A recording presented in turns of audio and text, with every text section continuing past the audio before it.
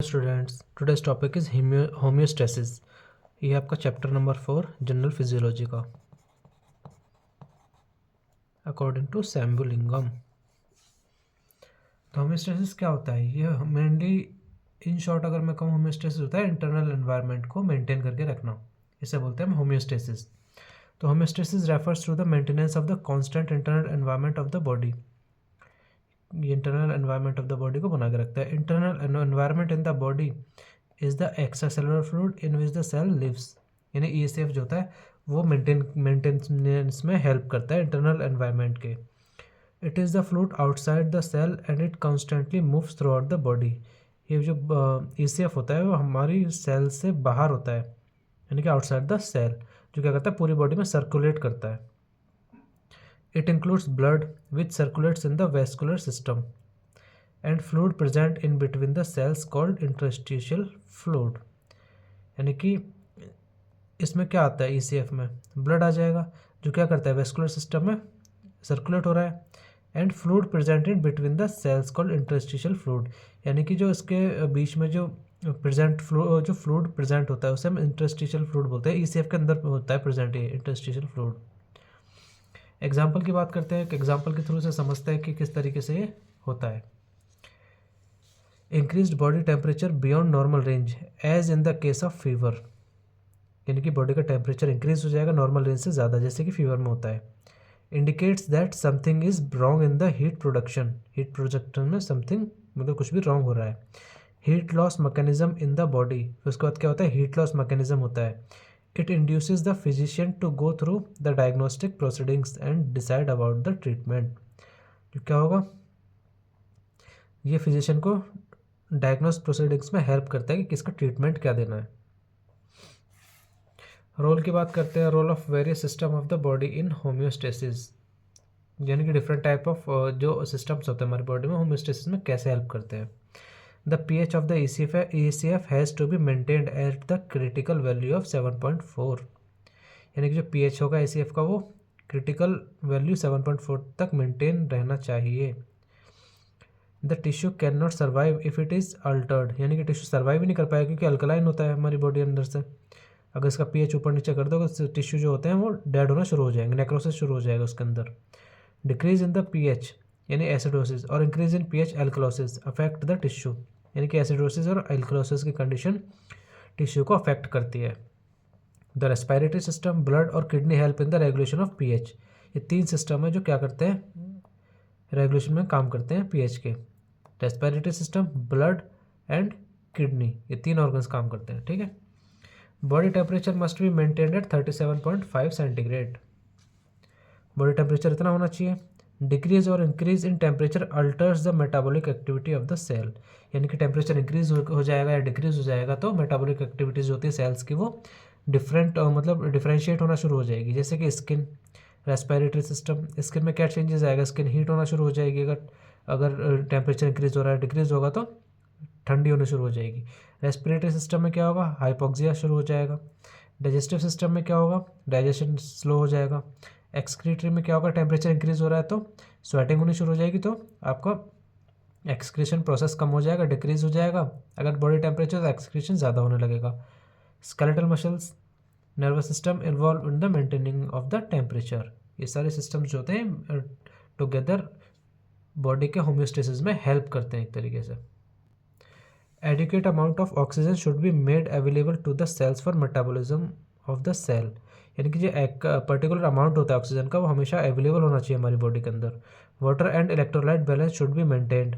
CNS which includes brain and spinal cord also play an important role in homeostasis. Obviously brain तो सबसे main चीज़ है जो हमारे body को होम्योस्टेसिस में काम करता है। Many hormones are essential for the metabolism of nutrients and other substances necessary for the cell. Hormones भी ऑब्वियसली काम करेंगे। अगर हार्मोन्स ठीक से काम नहीं करेंगे तो आपके बॉडी ठीक से काम नहीं कर पाएगी। जैसे कि अगर पैनक्रियाज है, पैनक्रियाज में अगर इंसुलिन रिलीज ना हो तो आपकी बॉडी में ग्लूकोज लेवल बढ़ जाएगा। अब बात करते हैं component of homeostatic system. Components क्या क्या होते हैं? जैसे कि homeostatic system in the body acts through self regulating device. Obviously बात है अपने आप सारा काम कर रही होती है वो। Which operates in a cyclic manner में काम करती है। 4 कंपोनेंट होते हैं इसके। फर्स्ट इज सेंसर और डिटेक्टर्स। जो क्या करते हैं, विच रिकॉग्नाइज द डेविएशन, कोई भी स्टिमुलस आ रहा है तो उसे डिटेक्ट करते हैं। Transmission of this message to a control centre, control centre कहाँ होता है, हमारे ब्रेन में होता है, तो उस मैसेज को ट्रांसमिट करना है ब्रेन तक। Transmission of information from the control centre to the effector for correcting the deviation, यानी कि ब्रेन से जो सिग्नल ब्रेन तक जो मैसेज गया उसके अपोजिट जो ब्रेन मैसेज भेजता है कहाँ पे, कंट्रोल सेंटर से इफेक्टर ऑर्गन तक, ताकि वो उस चीज़ को करेक्ट कर सके। Effectors which correct the deviation, जो इफेक्टर्स होता है वो क्या करता है, करेक्ट करता है उस स्टिमुलस का डेविएशन को। अब बात करते हैं mechanism of action of hormone homeostatic system. If there is any change in behavioural pattern of any system, the effectors bring back the normally इधर by inhibiting and reversing the change or by supporting and accelerating the change depending upon the requirement of the situation. This is achieved by means of feedback signals. इसे feedback signals के through हम समझ सकते हैं, but in short homeostatic system क्या करता है, अगर सपोज हमारी बॉडी का टेम्परेचर बढ़ रहा है तो हाइपोथैलेमस क्या करेगा, वो सिग्नल भेजेगा इफेक्टर ऑर्गन को कि बॉडी का टेम्परेचर ज़्यादा बढ़ रहा है, उसे कम करो। तो यही चीज़ इस प्रोसेस में बताई गई है, इसे हम फीडबैक सिग्नल बोलते हैं। Feedback process. It is a process in which some proportion of the output signal of a system is passed back to the input. यानी जहाँ से इनपुट आ रहा है वहीं पे वापस इस सिस्टम के हम जो आउटपुट है उसे हम वापस से भेज रहे हैं, तो उसे हम बोलते हैं feedback process. This is done more often intentionally in order to control the behaviour pattern of the system. ये इंटेंशनली होता है ऑब्वियसली, ताकि बिहेवियर पैटर्न को ठीक किया जा सकता है हमारी बॉडी को, या फिर कंट्रोल किया जा सके। Whenever any change occurs, system receives and reacts to two types of feedback, यानी negative feedback and positive feedback. Negative feedback, सबसे पहले हम negative feedback पढ़ेंगे। Negative feedback is the one to which the system reacts in such a way as to arrest the change or reverse the direction of the change.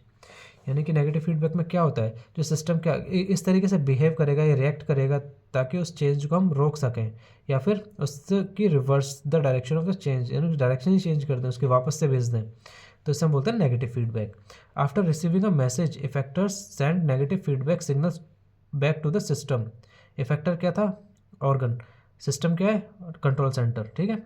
Now the system stabilizes its own function and makes an attempt to maintain homeostasis. तो system क्या करता है, अपने आप को stabilise करेगा, अपने system को, अपने फंक्शन को स्टेबलाइज करेगा, उसके बाद क्या करेगा, फिर से कोशिश करेगा होम्योस्टेसिस मेंटेन करने के लिए। एग्जाम्पल से समझाता हूँ मैं आपको इस चीज़ को। जैसे कि TSH है, TSH कहाँ से सिक्रेट हो रहा है, पिट्यूटरी ग्लैंड से। Stimulates thyroid gland to secrete thyroxine, ठीक है, यहाँ तक ठीक है कि TSH क्या कर रहा है, रिलीज हो रहा है पिट्यूटरी ग्लैंड, पिट्यूटरी ग्लैंड ने TSH को रिलीज किया और TSH ने क्या किया, स्टिमुलेट किया थायराइड ग्लैंड को थायरोक्सिन सिक्रेट करने के लिए, ठीक है। When thyroxine levels increases in blood, जब थायरोक्सिन लेवल इंक्रीज हो जाती है ब्लड में, it inhibit the secretion of TSH from pituitary so that the secretion of thyroxine from thyroid gland decreases. जब थायरोक्सिन का जो लेवल है वो इंक्रीज हो जाएगा ब्लड में, तो वो इनहिबिट करने लगेगा किसके, पिट्यूटरी किस क्या क्या इनहिबिट करेगी, वो TSH के सिक्रेशन को रोकेगी। फिर जो उसकी वजह से क्या होगा, जो थायरोक्सिन का सिक्रेशन हो रहा है थायराइड ग्लैंड से वो डिक्रीज हो जाएगा। दूसरा एग्जांपल क्या है, if thyroxine secretion is less, its low blood levels, it induces pituitary gland to release TSH। अगर सिक्रेशन कम है थायरोक्सिन के ब्लड में तो क्या करेगा, पिट्यूटरी ग्लैंड को इंड्यूस करेगा ताकि TSH रिलीज हो। TSH रिलीज होगा तो क्या होगा, स्टिमुलेट करेगा थायराइड ग्लैंड को, फिर उसके बाद क्या होता है, थायरोक्सिन सिक्रेट होता है। Now TSH stimulate thyroid gland to secrete thyroxine. तो ये होता है आपका negative feedback.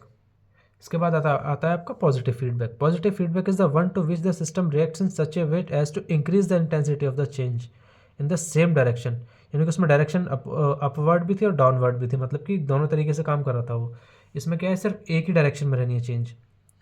Positive feedback is less common than the negative feedback. जी बहुत लेस कॉमन है, ये बहुत ज़्यादा, नेगेटिव फीडबैक बहुत ज़्यादा कॉमन है क्योंकि दोनों डायरेक्शन में चलता है। अगर टेम्परेचर इंक्रीज हो रहा है बॉडी का तो टेम्परेचर डिक्रीज भी होगा। One of the positive feedback occurring during the blood clotting. Blood clotting is necessary to arrest bleeding during injury and it occurs in 3 stages. Formation of prothrombin activator, conversion of prothrombin into thrombin, conversion of fibrinogen into fibrin. एक नया positive feedback जो मैंने find out किया कहीं और से, during parturition labour, यानी कि पार्चुरेशन मीन्स कि लेबर, पार्चुरेशन मीन्स होता है कि बेबी का वजाना से बाहर निकलना, इस तरीके से। उसे हम बोलते हैं पार्शियल सॉल्यूशन। ये भी एक पॉजिटिव फीडबैक का एक एग्जांपल है। Thank you so much guys.